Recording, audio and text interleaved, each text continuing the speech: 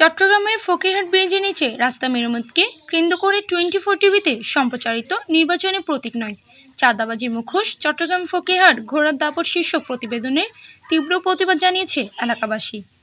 তারা বলেছেন, প্রতিবেদনে বলা হয়েছে প্রতিটি ম্যাক্সিমা গাড়ি থেকে প্রায় 1000 থেকে 1500 টাকা চাঁদা আদায় করা হচ্ছে, যা সম্পূর্ণ মিথ্যা ও উদ্দেশ্য প্রণোদিত। সরেজমিনে গিয়ে জানা যায়, রাস্তা উন্নয়ন ও স্কুলের ছাত্রছাত্রী শিশু বাচ্চাদের চলাচলের সুবিধার জন্য এলাকাবাসীর ঐক্যমতের ভিত্তিতে প্রতিটি ম্যাক্সিমা থেকে মাত্র 10 টাকা করে স্বেচ্ছায় ড্রাইভারের দেওয়া হচ্ছে। সেই টাকায় এখনও চলমান রয়েছে রাস্তাটির মেরামত কাজ ও 2 লাইনের জন্য। এলাকাবাসীরা অভিযোগ করেন, কিছু কুচক্রী মহল উন্নয়ন কার্যক্রম বাধাগ্রস্ত করেন ভিত্তিহীন তথ্য দিয়ে এমন সংবাদ পরিবেশন করেছে। তারা আরও বলেন, নিজেদের চলাচলের দুর্ভোগ লাঘবে এলাকাবাসী একত্রিত হয়ে যে উদ্যোগ নিয়েছে সেটিকে বিকৃতভাবে উপস্থাপন করা হয় তা গভীরভাবে ক্ষুব্ধ। তারা 24 টিভিকে বিষয়টি আরও খতিয়ে দেখার দাবি জানিয়েছেন।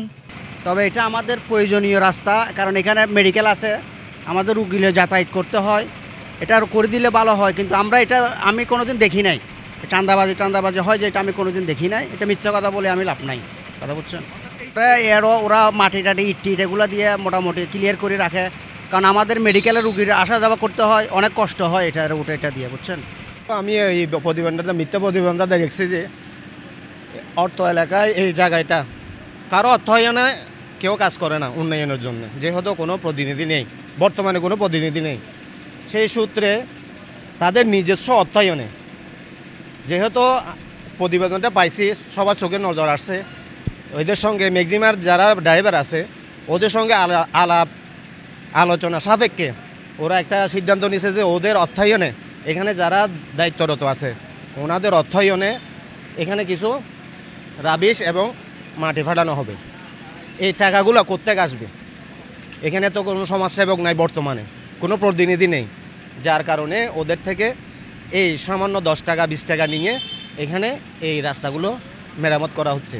যেহেতু আমাদের এখানে 2টা স্কুল আছে, এদিকে একটা প্রাইমারি স্কুল আছে আমানা বিদ্যালয়, অন্যদিকে একটা বিদ্যালয় আছে বালিকা বিদ্যালয়।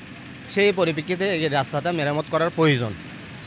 এই পরিপ্রেক্ষিতে আমি আরও সন্দেহ করেছি যখন দেখতেছি যে একটা ড্রাইভার, শত শত ড্রাইভারের মধ্যে একটা ড্রাইভারকে ওরা কীভাবে বলতে পারলো, ড্রাইভারটা কীভাবে বলতে পারলো যে ওইখানে রুকন মেম্বার জড়িত। এটা নিয়ে আমার সন্দেহ আছে। যেহেতু এখানে না হলেও 100-150 ড্রাইভার আছে, একটা ড্রাইভার কীভাবে বলতে পারলো যে এখানে এই 2 টাকার কাজে কীভাবে রুকন মেম্বার জড়িত আছে? আসলে এটা সত্যি না, মেম্বারের নামে যেগুলো বলছে ওগুলো সত্যি না। তবে এই রুটটা হচ্ছে রেলওয়ে, এটা কোনো অন্য কারো রুট না।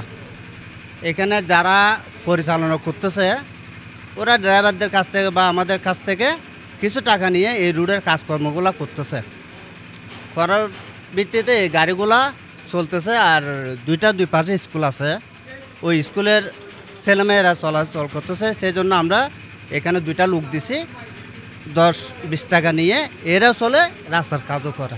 এদের কোনো দোষ নাই। এই বিগত কিছুদিন আগে 2টা লোক ট্রেনে অ্যাক্সিডেন্ট হয়ে মারা গেছে, একদম 2 ভাগ হয়ে গেছে।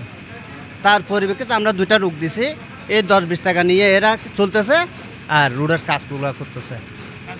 হ্যাঁ, এই আমরা তো দেখতেছেন রোডের পরিস্থিতি কি, গাড়ি চলতে পারে না, স্কুলের ছেলেমেয়েরা হাঁটাচলা করতে পারে না, একটা ডেলিভারি লুগিও নিতে পারতেছে না, রোডগুলো গাতা। তো এরা 10-20 টাকা নিয়ে এদের পেটও চালাচ্ছে আর রোডের কাজগুলোও করতেছে। আমাদের সাথে কেউ জুজুলামি করছে না, এখান থেকে কোনো সাদা বাদা কেউ নেয় না, আপনার সুসারে সুন্দর মতন গাড়ি চালাচ্ছে। জুলুমি করে না এখানে, মানে টুকটাক রাস্তার জন্য, আমাদের জন্য মেরামত জন্য কিছু আর টুকটাক নেই, মানে রাস্তার জন্য। হ্যাঁ, আর এমনি জুলুমবাজি এমনি ওরকম নেয় না, করে না, মানে টুকটাকাও রাস্তার জন্য মেরামত করার জন্য টুকটাক টাকা তুলে মানে মেরামত করে দেয়। এটা আমাদের জন্য, পাবলিকের জন্য, মানুষ হাঁটাচলা করার জন্য, আমাদের জন্য। রিয়াজ উদ্দিনের পাঠানো তথ্য ভিডিও চিত্রে PI 72 টিভি।